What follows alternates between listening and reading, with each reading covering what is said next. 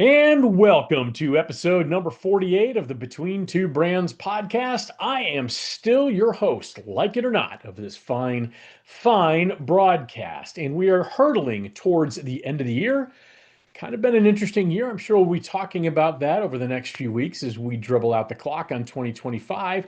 But before we get to my opening shot, before we get to our guest today, let's go ahead and pay the rent, shall we? Now, 1 month from today, if you're going to be listening to this on the day it drops, which is December the 12th, the entire industry is going to invade Las Vegas, Nevada for the Super Bowl, the promotional products industry. That's right, the PPAI Expo. Now, you know about the exhibits, you know about the networking, and you know about the closing party hosted at Allegiant Stadium. But do you know everything you need to know about the PPAI Expo conference?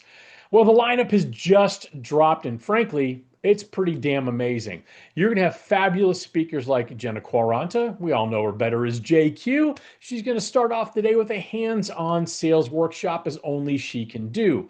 Joelle Goodson is going to be talking about branding beyond the product. Michaela Goodwin is going to be sharing some marketing myths you need to stop believing. Kate Nash from Raining Rose is going to be sharing the power of storytelling, and the master himself, Bobby Lehue from commonsku, is going to be sharing AI trends and tools that you need to know. Now, with that lineup, I can't believe they're letting me back in the building, but they are. And I'm thrilled to be presenting a session on what it's like to be a solopreneur and share some tools and tactics to tame your personal solopreneur circus. Now, that one's at 10 o'clock a.m. in Mandalay Bay, D. Now, maybe my topic doesn't interest you, and that's okay. I'm in the promotional products industry. I don't have human emotions. You can see the entire lineup at ppai.org/schedule. There is surely something to help you elevate your 2026. Now, even better, the PPAI Expo conference is part of PPAI Advance, which means every session is going to earn you CEUs that can be applied to your continuing education journey to certification. I don't know about you, but I certainly can't wait to learn from these fabulous speakers, and I hope to see you there. All right, for my opening shot today, this was not a difficult one for me to talk about. It's the Pantone Color of the Year. Um, it drives me nuts every year. Not only the fact that Pantone makes such a big deal about dropping it, but so many, both out of our industry and in our industry, are so excited about it when it's really nothing more than a choreographed exercise in collective industry overreaction disguised as insight. There's nothing new here. They it drives me nuts. Pantone announces a color like it just descended from Mount Sinai with a swatch book, and suddenly every person, marketing and fashion, packaging, branding, to your cousin who sells scented candles on Etsy is like, well, I guess this is the color we love now. And if you don't know, here's the color of the year: Cloud Dancer. I like to call it off-white. Now, in past, when I've complained about this, I will read how Pantone waxes poetic about how this color is inclusive and this and that. I'm not going to do that this year. I will say this, though. Kind of a bold choice given the whole Diddy thing of the last few years, and I wonder if his white parties influenced this decision. But I digress. Here are 5 reasons why I think this is one of the dumbest things we pay attention to. Number one, they announce it like it's a global fact, not an opinion. And that's really all it is.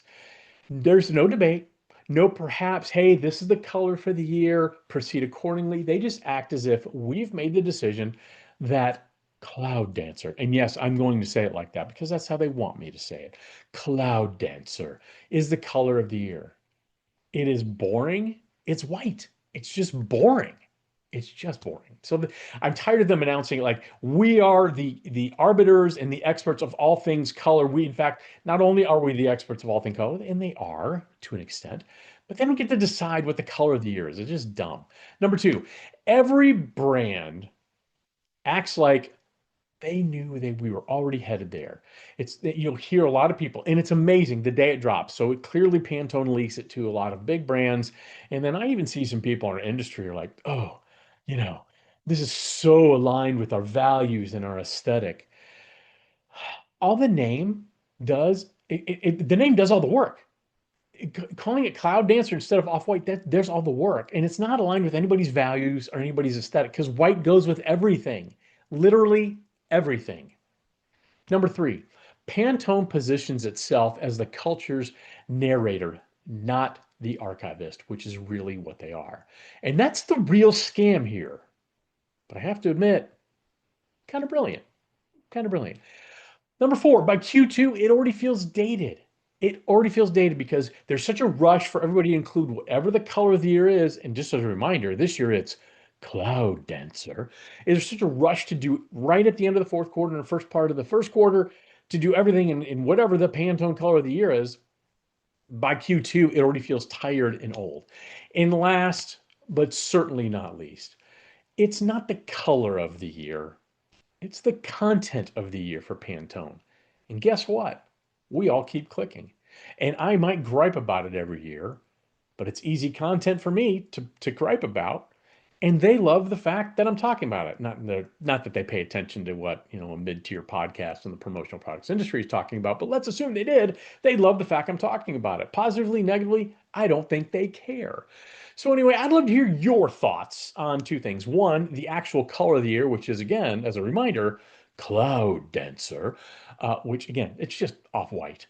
I'd like your opinion about that, but also your opinion on how Pantone handles this and how we as receivers of this information handle it every year. All right, before we get to my guest, let's pay another bill, shall we? Now, many people know how to build a business, right? We do it, but very few understand not only when to sell that business, but the process involved to ensure that you find the right partner to maximize the return on your investment. And this is where you absolutely need an expert, especially one in the promotional products industry, to help you, which is where certified marketing consultants come in. Jamie Watson and her team have decades of experience facilitating private company sales in the branded merchandise space. Now, to help you evaluate if it's time to sell your business, go ahead and reach out to certified marketing consultants at info@certifiedmarketing.com. You're not going to be sorry you did. You can have a confidential discussion and see where you're at in that journey. All right, that is enough of my opening shot. Let's go ahead and bring on our guest. Oh, my guest today absolutely doesn't need introduction, but you know what? I feel like wasting his time, my time, and frankly, your time, unless you want to hit that skip button 30 seconds. He is a seasoned professional in the promotional products industry, and his journey has been 30 years in the making. Always on the supplier side, though, and we might get into that. Like many, he started in this industry through the Norwood Corporate Program. If you know what I'm talking about, you're old, like we are. Um, he started at that Norwood corporate program before working at some truly amazing suppliers, Barton Nelson, Spectre, Pro Towels, etc. But for the past 9 years, he's been at Starline and is now their chief revenue officer. Now, on the volunteerism side of things, he's also assembled one hell of a resume. 2 terms as the PPAI Midwest board, one as president, 6 years on the Promotional Products Education Foundation board, ultimately serving as the chairman, and he has attended LEAD 8 times. And he spent 2 years on the Leadership Advisory Council. He's a longtime friend, great dad, and just all around good human. Please join me in welcoming the person everybody knows as the other BP, Brian Porter. Brian, thank you for joining me today. Oh my God, that intro. Wow. I just need you. I need you to record that for my phone, for everything. Like, I'm sure the skip button got used pretty heavy there. So, But see, now if they did use a skip button, they're going, what are they talking about? So they're going to who rewind is it. this So guy? What the yeah, hell? what we're doing is we're up in the algorithm like nobody's business. So let me channel my inner Gen Z. Mash that like button, yo. That was pretty good. Thank you. I blend in pretty well for a 56-year-old man. That worked. All right, we've decided that we're going to kind of get into it. Brian has some things we're going to talk about. I don't know Let's what they go. are. He's just going to weave them in I'm gonna weave them seamlessly, in. I'm gonna weave them in. You've been like doing this so much. You're so good at this. There's got to be some curveballs. I feel like you haven't. You know. I appreciate the curveballs. I always tell people when I had their guests on the podcast, I don't want to know what you're going to ask me or talk about. I Fair. really don't. Okay. It's I like the danger. I really do. It's like when I do any sort of public speaking, I want to know about 80% of what I'm going to say. I like the 20% of I don't know what I'm going to say. And I like that. Sprinkle It it keeps in. me interested. Yeah, Yeah. weave it in. All right. Yeah.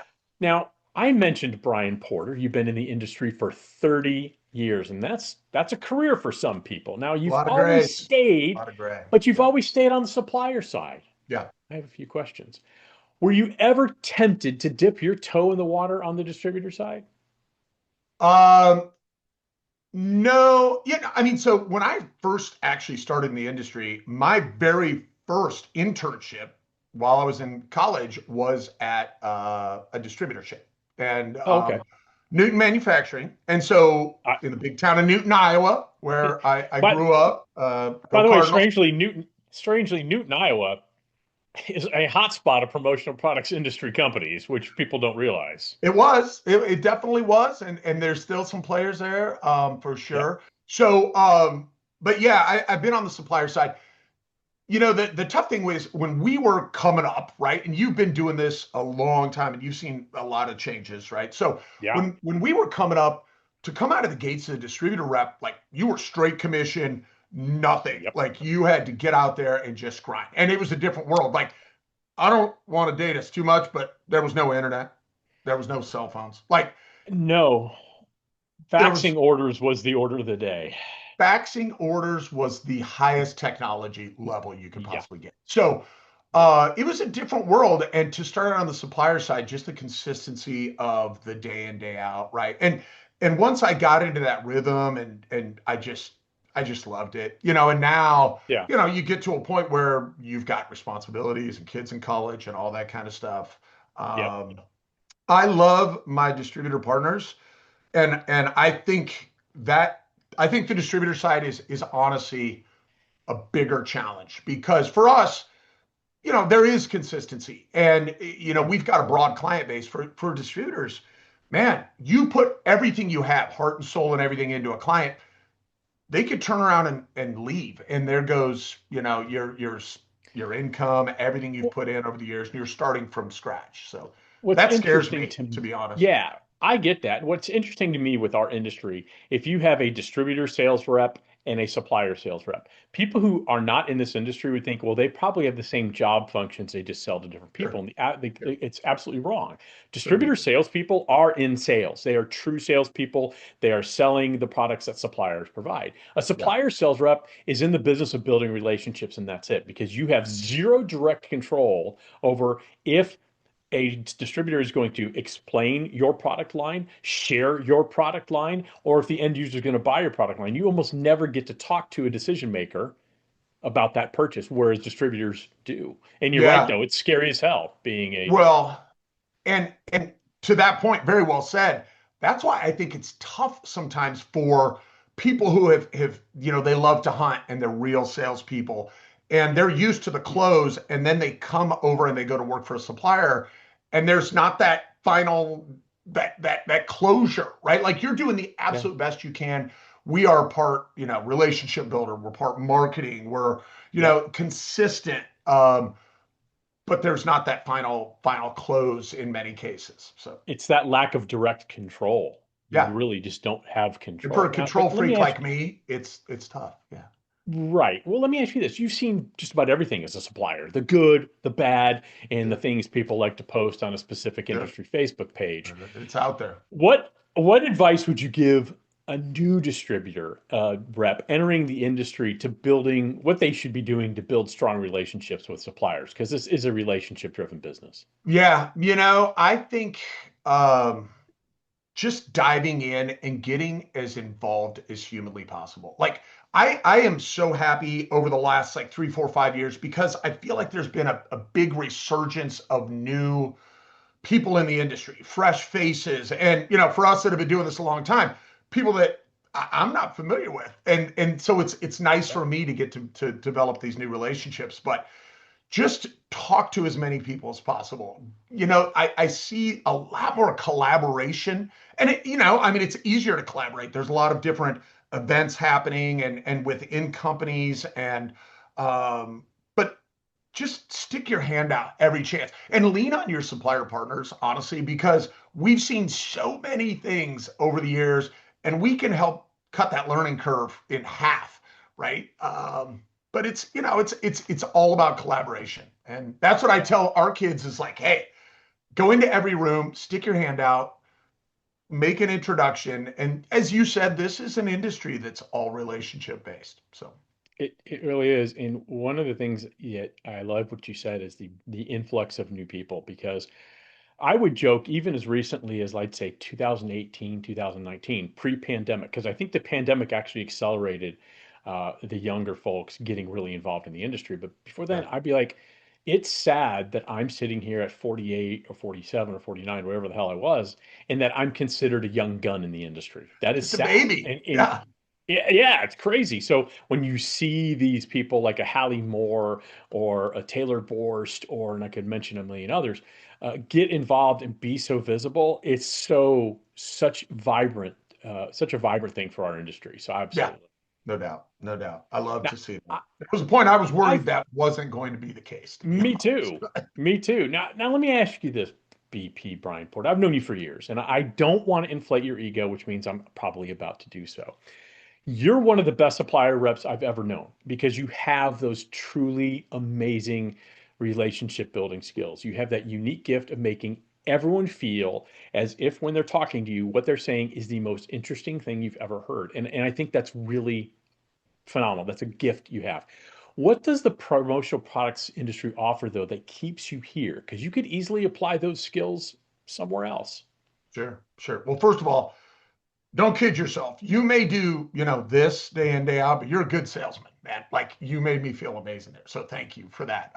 And thank you for calling me a sales rep because I have a feeling there's probably a few people on my sales team that are like, he's just a sales manager now. He forgot what it was like. No, But I remember when you were you're carrying all a it's always bag. there, man. It's always Always there. there. Never goes away. Never goes away. So like the industry itself, I talk with people outside of our industry, and they come Sure. home, they shut things off, and they go back on Monday or whatever. And What for what is shut me, things and off? I'm sorry, could you explain that? What is shut things off? they just stop thinking about work and they stop thinking about, Huh. like when they go home, it's different friends, like you know what that's like?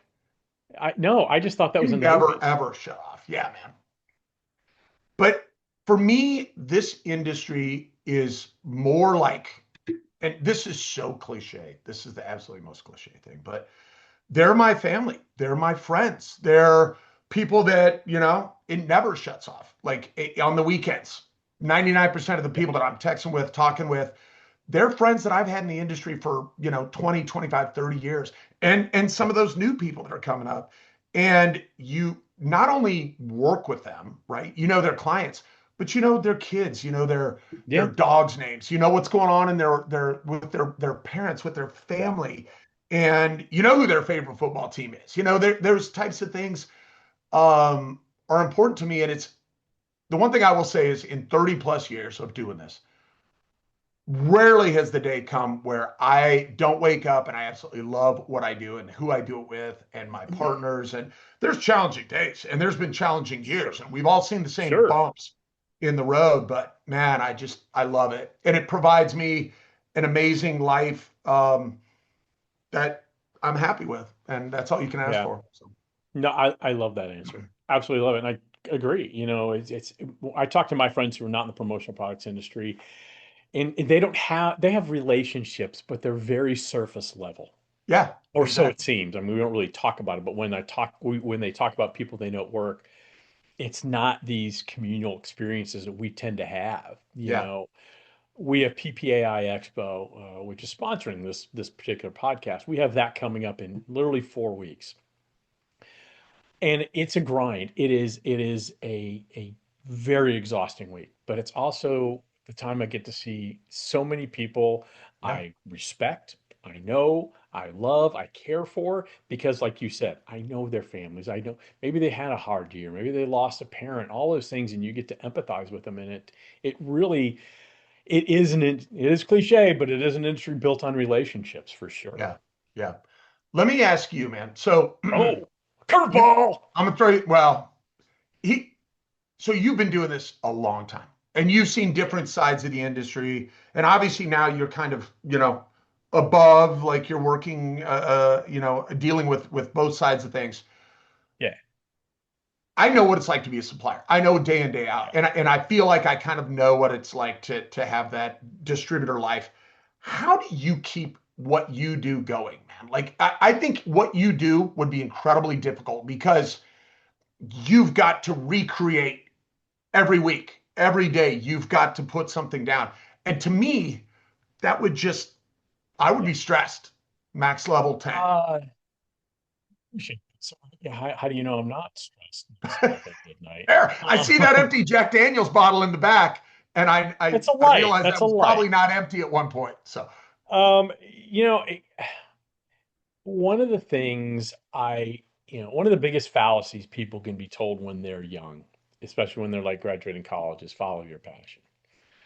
Um, what I've told my kids is, and I'm sure I got this from somebody else, but figure out what you're good at and really enjoy that and do that well, and yeah, the rewards will follow. It took me a long time to figure out what I was good at. I started in the industry at Halo and went through the bankruptcy. I mean, I've been in the industry 26 years, so I'm a few years behind you in that yeah, yeah, area. But went through the bankruptcy and ended up being the lead recruiter for Halo. And right. I was good at it, but man, I hated it. Hated it with a passion, hated every part of it. It's the That's a worst tough job in job. the industry. That's a tough job. As as our mutual friend Terry McGuire would agree with, it is the worst job in the industry is recruiting salespeople. It's just impossible. It's hard. Um, And then as I kind of left Halo and I went to Summit and then I did Guy Brown and a couple other things, I really realized what I was good at was marketing, was Right. branding. I realized, wow, I actually have an aptitude in this and I didn't even realize it. And so as I cultivated that and decided to start Brandivate, the way I've worked it is just putting in systems. Right. So I run my life very strictly. In terms of work, if you looked at my Outlook calendar, which is absolutely how I run my business, how I run my life, I hear you. I have a different color for every client. Everything is when deliverables are due, that is on my calendar. When that deliverables done, and by done, I mean it's sent to the client. If there's a revision here and there, I don't count that. But once that's done, I delete it from my calendar. Right. And so when on Monday, I look at my calendar and I know on Wednesday I have, let's say, 13 deliverables due. And I get those done by Tuesday at noon. And then I can look at Wednesday and I'm like, I've got time to do other things now.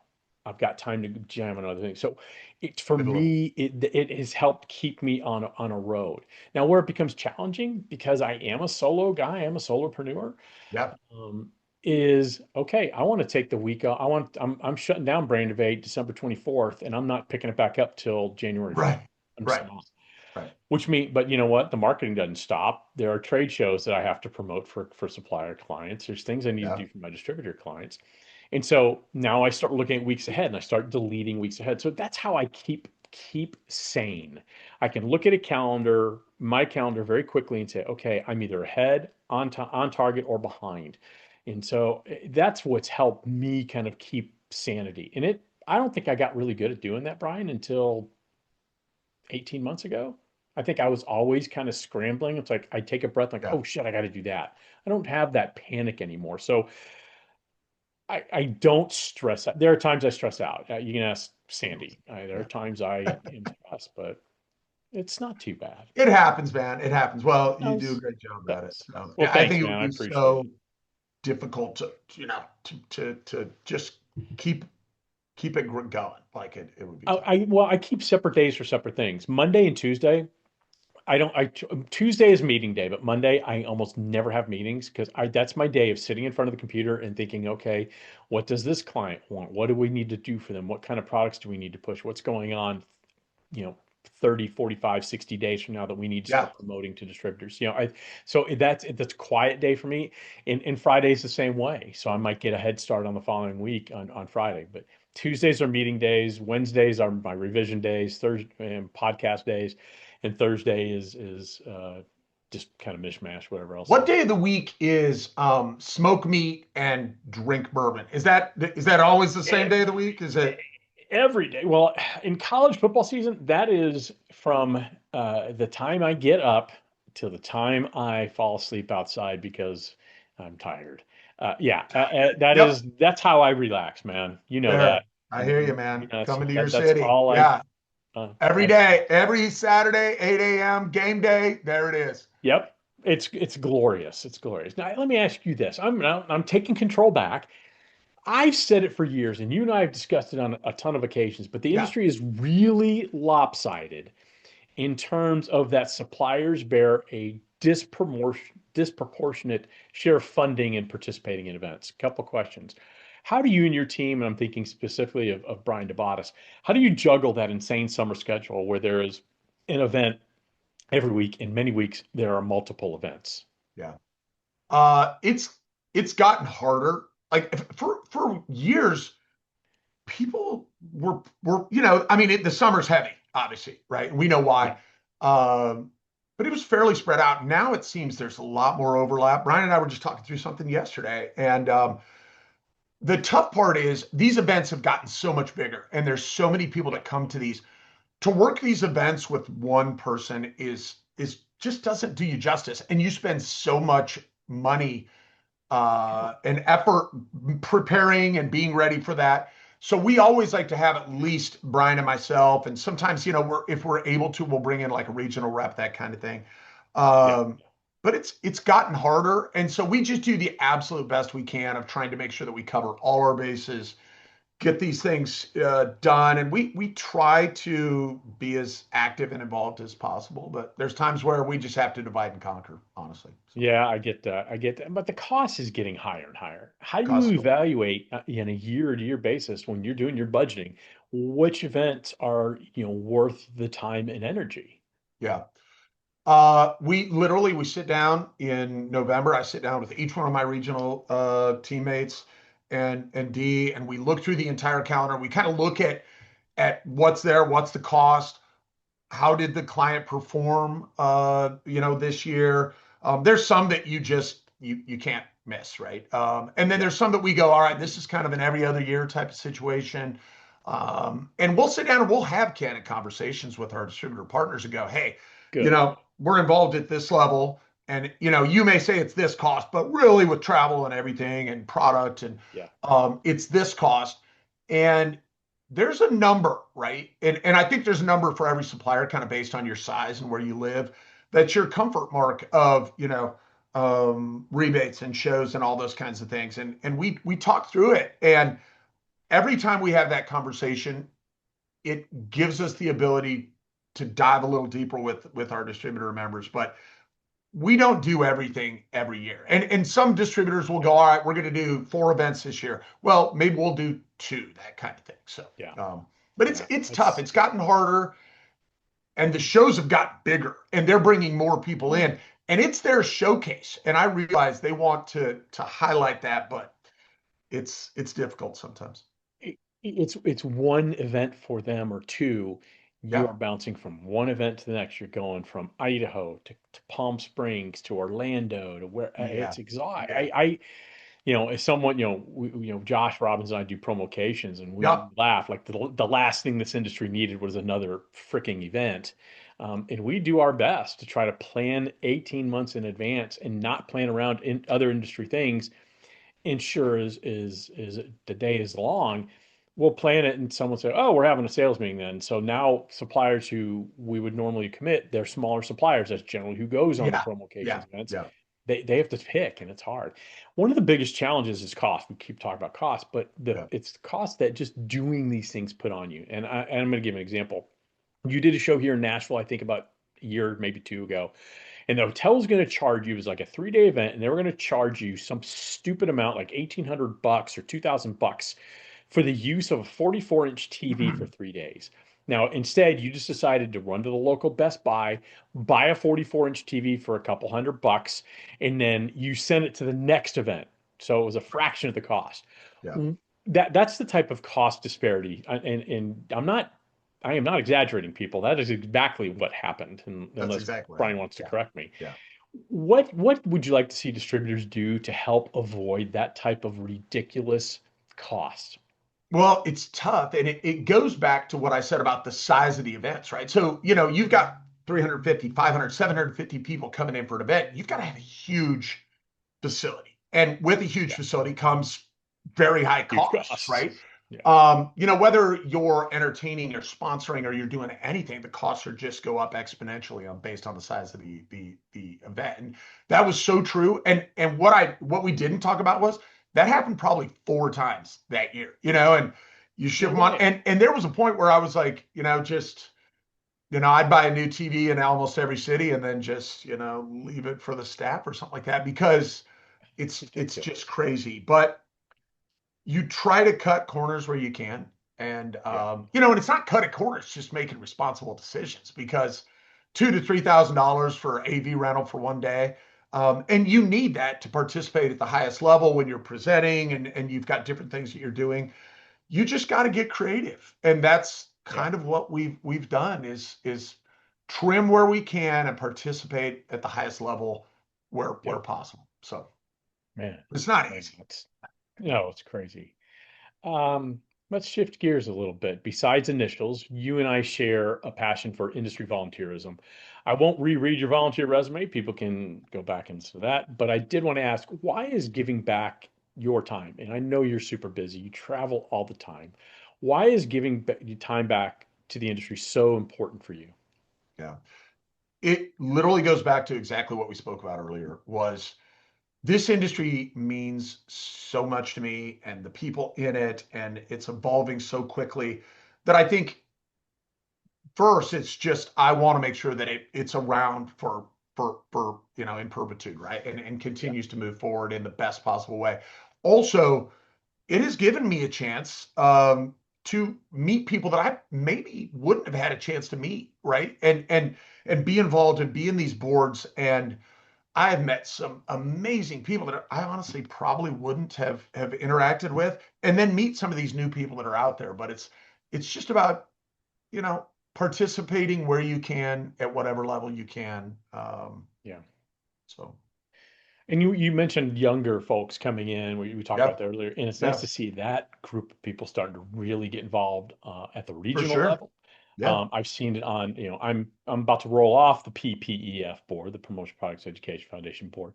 I've Chuck, seen it on thank that you. board as Well done. well. And yeah, Yeah, absolutely. No, it's been a great experience. But you and I both been presidents of our regional boards. We sat on the Promotional Products Education Foundation. And I think you'd agree with me, though. My favorite event that I've ever volunteered for is LEAD. I think I've been there 8 or 9 times, so I've been there just about as many yeah, times as you have. I think yep. it's the single best volunteer experience, not only from an experience perspective, but also from what you accomplish by doing that as an industry. What in your mind makes LEAD so essential? So I think I think it's such at a higher level, right? I think we live day in day out, and if you and first and foremost, like I don't care where you volunteer, how you volunteer, just get out and do it, right? So it's a Yeah, it regional all level, matters. it continued and you'll find your avenue, right? Like you and I have, right? Yeah. We both served on the PPF board, which I think is great because it Yep. it goes beyond the supplier and the distributor to the children behind them. But to me, Mm. lead is at 20,000 feet, and it is so Yeah. forward looking, and there's so many things that are affecting our industry that I think a lot of people just aren't aware of. Right? There's policy I agree. change and all those types of things that one day you're making X amount, and the next day you're making less, right? Because Yeah. or it doesn't allow you to do your job. So I think bringing together all those people and 50, 60, 70 people, Yeah. whoever would volunteer, distributors, suppliers, and coming together with a sole purpose of really addressing 4, 5, 6 Yeah. specific issues. I And love that. yeah, and I screwed up. I shouldn't assume everybody knows what LEAD is. What LEAD is, it's put on by PPAI. It's Legislative Education and Action Day, and it's where 50 to 60 suppliers, distributors, and service providers go to Capitol Hill and have appointments with congressmen, senators, people of power, people who wield influence. And we advocate for the promotional products industry, but I always say through the lens of small businesses because we are still 95% small businesses, and the changes that they make at those levels of government absolutely impact everything we do positively, negatively, like Brian just said, paychecks. So I think that's why I agree with everything you said, Brian. It's why I am so passionate about that. I hate when I have to miss it just due to other obligations, personal Right. things. Right. It is the one thing, it's never lost on me walking into the Rayburn office building or walking into any of those offices and realizing you are really at the seat of power and they are giving you time. And many times, what's also interesting is you realize that our country is really run by a bunch of 25-year-olds because It is all that's who you meet with. staffers. It is all staffers. Every once in a while, a congressman will walk in or a senator will walk in and all that. Yeah. Occasionally, I've had a couple where they've sat in on the entire meeting, Right. um, and that's fine. But usually, you're meeting with staffers, and these are kids. I mean, they're kids, and they are the ones who are briefing Yeah. the legislators. They are the ones who are saying this is important to your constituent base. You need to go. They're the ones who really guide the decision making. It is crazy, but it's a privilege to go. It is a Privileged. privilege. Here's what I love about what you just said is Yeah, these staffers, it almost gives you a look in the crystal ball. They are so passionate. They haven't been jaded. They that's aren't like, right. they're not getting the pork belly, spend that No. they got to keep their constituents. They just love their job. They want to be involved. They want to make things better. And I love meeting with the staffers because you come Yeah. away with a little bit of fire in your belly, like, all right, there's a hope for this great land that we live in. And, you see these kids on both sides of the aisle just want to make Yeah. things better, right? So, And the also thing is, either they're incredibly good actors or they're very good listeners because they always seem it could super be. engaged, Um, and they're fascinated by the fact that we are almost a You hand $50 them a billion pen dollar and they industry. act like you handed them $100 bill. They're like, Yeah, hand and I know you've sanitizer. experienced this too. A lot of times we go with notepads and things we Yeah, hand out, yeah, yeah, and it's happened to me several times. I guarantee it's happened to you, but people remember you're the notepad guy. I remember you. yeah. Because That's the label. We got it. That's it us. is. Yeah, Yeah, yeah. I'll take So it. I'll take it. fair, man. Yeah, that's Uh, good stuff. Yeah, yeah. Everyone should keep trying to do what they can. So, all right. I have one last question, and then if any questions you have, we weave them in. You and I, we talked about we text our friends on the yeah, weekends, and you and yeah. I tend to text on Saturdays in the fall. Let's talk a little college football. Yes, a little college football. I want your thoughts on the teams that did not make the college football playoffs Yeah. and they've decided we're not going to play in the Poland Weed Eater Bowl or whatever bowl they would have been assigned to. What are your thoughts on that? Because your alma mater, where you played, Yeah. Iowa State opted out, Yeah. Notre Dame Opted opted out. out, Kansas Yep. State opted out. What are your Yep. thoughts on that?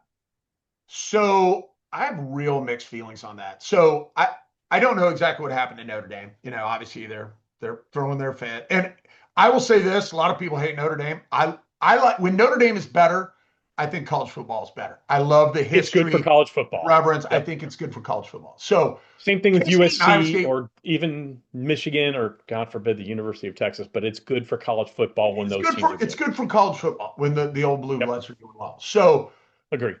at Iowa State, I know obviously dove a little deeper on that. Like the players voted to not play in that, right? Hmm. And so everyone knows a lot of people don't follow college football like we do. I know there will be some people that watch this that do, but they both lost their head coaches, right? And Yeah. in Iowa State's case, they have a new coach. Nobody knows him. They lost some players. They had some players hurt. They also have players that are going to be going into the NFL draft that don't want to get hurt, right? And I think Right. that evolution has happened too. Like when I was coming up, you couldn't sit out of a bowl game. Like you were on the team, you were expected to play. You didn't miss a bowl game. Well, there So wasn't a I understand. transfer portal. No, well, there wasn't a transfer. No, you transferred, you sat out for a year, right? That's right. And we didn't get paid either. Uh, so, but I also, as a fan, you spend an insane amount of money to go to the games to support the team.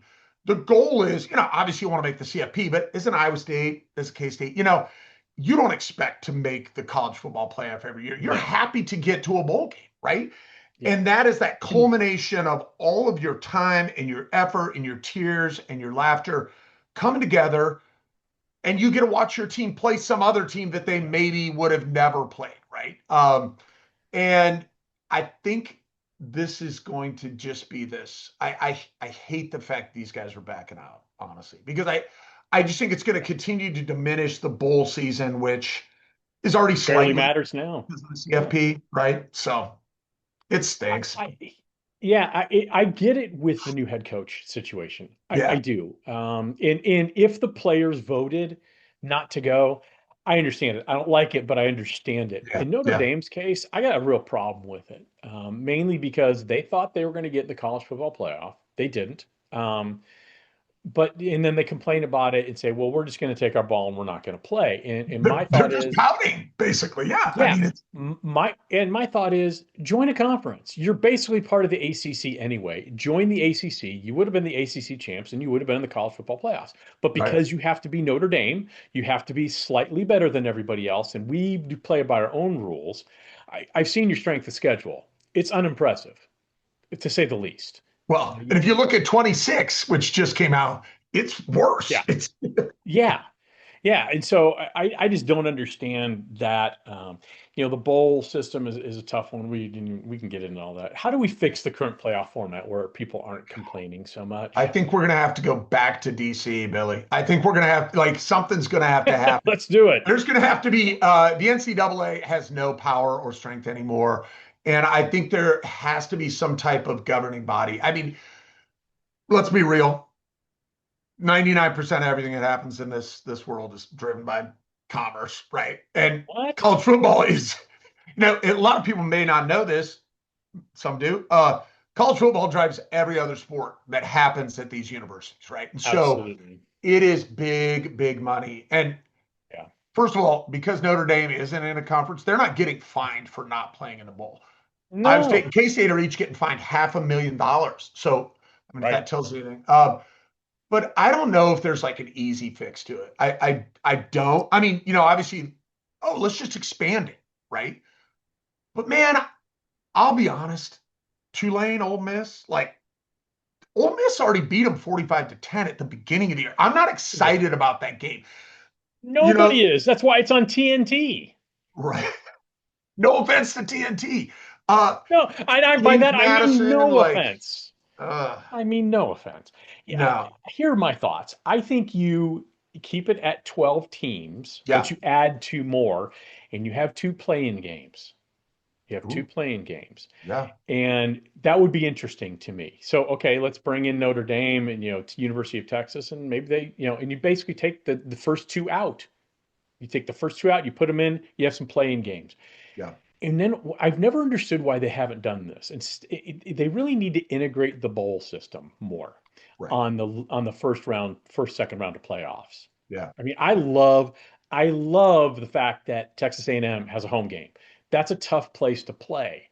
Now, whether A&M wins or not, I don't know. I'm an Aggie, so I always assume the worst. But I like the fact that it's on campus. But if you want to save the bowl system, which I like the bowls, I like the random Duke's Mayo Bowl and the Pop Tart Bowl. I like that shit That Pop Tart Bowl is the because I like best marketing. it is. Yeah, Yeah. I would love to see him integrate the bowl system a little more. yeah, Why can't let's say Texas A&M is hosting Miami, which they are on yeah, the 20th of this yeah. month. Why can't that be the Pop Tart Bowl? Why does it have to be in a certain location? Why can't it just be branded that way? Still be an A&M home game, but branded that way. I know there's money involved. All right, last question, and this might be the most important question I ask you. We talked about blue blood college teams. Why is the University of Texas, why do they have the worst of everything? Fan base, color scheme, Wow, the stupid minister of culture and Matthew McConaughey. Why wow. the mascot's terrible. Why do they have the worst of everything, I Brian? I hate to do this to you, man, because I know where your heart's at. Yeah. But I also have constituents going a little political that fall on the other side of that aisle, and they love burnt Yeah. orange, man. So I will just say I love that rivalry. I Yeah, mean, me there's too. some real hatred out there in Oh, college football. This is right up there at the top. There is no love lost. And that's not that big a distance between College Station and Austin, right? 86 miles. 86 miles. So I'm gonna defer. I'm gonna like Okay. I'm going to throw something at you, okay? Okay. And I know you Go have ahead. a take on this. We haven't talked about Okay. this, but I know you have a take on this. Okay, Okay. so last week, our your everything is filled with Lane Kiffin. Lane Kiffin to Bill Petrie, is he Yeah. a mad genius that is misunderstood, or an absolute villain of college football and narcissist, all the things that have been thrown at him? Where do I you think fall? he's both. I think he's both, and that's not me straddling a fence. I think he He's is Darth Vader. He's a good and yeah. bad. Okay. He is. He from a coaching standpoint, I think he is a savant. I think he's an offensive Yeah. genius. Maybe he's really good. As a human being, he seems to be kind of a piece of shit. I don't. He does. Again, you watch people on TV, you get a very narrow slice of their personality, Yeah. but you get Yeah. the same Yeah. thing over and over again. He's burned every organization he has coached for. He is Yeah. burned. Yeah. He is. You used to call me one of my favorite things you told me that my credo should be burning bridges and making friends, or scorching earth and making friends. That's what I Scorching do. earth. Scorch, Scorching earth. Yeah. scorch Yeah. earth and making friends. Yeah. He scorches so much earth, and then it's like he has the worst breakup with a girlfriend, and the next girl who he's kind of cheating with is like, that'll never happen to me. It's I'm absolutely the going to happen to one. me. Yeah. Yeah, Yeah. it's absolutely going to happen to you. So I, I, to me, he more is a villain. I want to see him fail. I didn't like LSU to begin with, so now I really don't like LSU. I knew that was Um, going to be the I, answer. Yeah. Yeah. I think it's a great place to play, and I desperately want to go to a game in Death Valley. I think it's a great fan base, great Yeah. team, but it's one of Texas A&M's natural rivals, so I am legally obligated to not like them. You Um, legally, you have to say you want to see him fail. Yeah. yeah, I I do. do think. Go Yeah, ahead, man. I want to hear your talk. No, I want to hear your take. Well, you look at everything. I couldn't agree with you more. Like I do think he's a great coach, and obviously Yeah, he's proven that over and over, and he's failed, he's learned, he's gotten back up.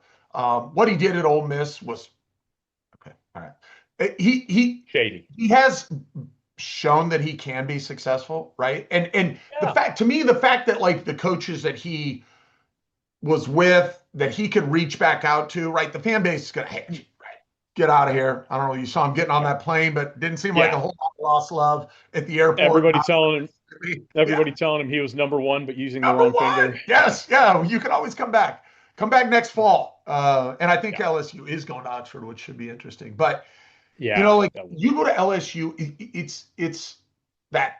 I mean, I think per capita, there's more NFL players that come out of Louisiana than any other state, right? Not number of, but Absolutely. per capita, right? So Yeah. I think it just makes him easier. You know, it's LSU is another one of those where I hate to see them drop so far over the last year and Me change. too. I want them to be better. You don't I want want them them to be better. better because that I makes want your them life better, but I harder. still want to beat them. I still want to beat Fair, them. I but you want to beat the best here's the version of, right? here's the thing. I hate the University of Texas with every fiber of my being, but I want them to win every game except when they play A&M, because when A&M beats them, it makes A&M better. So I have a very logical approach to my hatred. I mean, Yeah, my general statement is I wish nothing but failure upon the entire program. It's not true. I wish failure on a very specific day, and of course, this year maybe fair maybe enough. the team Fair enough, failed. man. Fair enough. So Um, Brian, yeah, I what have else one you got? question for you though, man. I have Go. one more question for you. Here's what I want to ask you. Yeah, Put on your like long view glasses, okay? And I don't know if anybody's asked you this I, before. I Yep, have there them you right go. here. Go ahead. What does what does like we've been doing this a long time. Yeah. What is what does retirement look like for the Petries? What where does retirement find Bill and Sandy? This is what I want to know. Uh, Because I want okay. to know, do I buy a condo in Florida next to Bill? Do I buy what's Okay. happening? So great question. As this podcast drops on Friday, December 12th at Yes. 7 o'clock Central Time in the morning, Okay. I am 7 hours away from watching my second and final child graduate college. So Dad now I gets can a start thinking raise. about, dang right, we get a raise, and we're starting to think about that.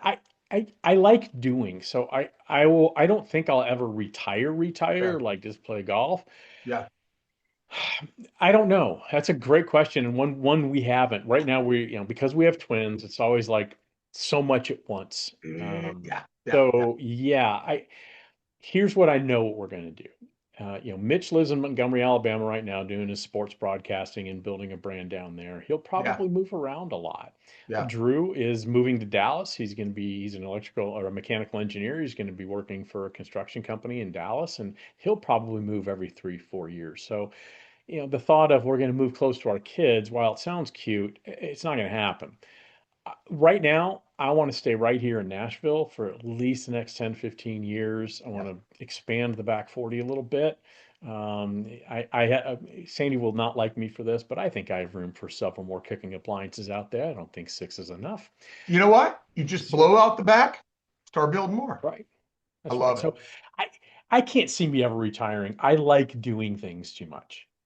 I might slow down. I think there's Right. definitely a slowdown, but I don't think Yeah. I'm 56. I feel like I've got many good years left in me. You got a lot What of about gas in you? the tank, man. Awesome. What about you? What's retirement Uh, look like for one well, Brian Porter? I still got a young one in high school, man. So Yeah, you do. there's a lot of imprinted tumblers in my future. Let's put it that way. Get it. But I mean, you start thinking about that, and Yeah. and that's. I just like to hear people's thoughts on, and my last thought is this is an industry where you don't have. There's not like a final date. Like, hey, here's your gold Nope. watch. Here's the box. Here's your pension. Is Buy. Like you can continue to create and be active as much or as little as you want to be, which I love about it. absolutely as long as people feel like I am a positive for the industry, I'll stick around as long as they have me. Brian, thank you for being on. Let me say goodbye to our sponsor, and then we'll say goodbye to you. Hey, we're 4 weeks away from the Super Bowl of the promotional products industry. That's the PPAI Expo in fabulous Las Vegas, Nevada. The schedule for conference day just dropped. Amazing speakers: Joel Ellie Goodson, Kate Nash, Bobby Lee Hugh, and they even let me in the building this year. So you might want to check that out. Check out the entire schedule, the entire lineup at ppai.org/schedule. Find something that is going to help you elevate your 2026. Brian Porter, always great to chat with you. Always good to see you. Thank you for doing this. We'll have to do it again sometime. Appreciate you, my friend. Have a wonderful holidays.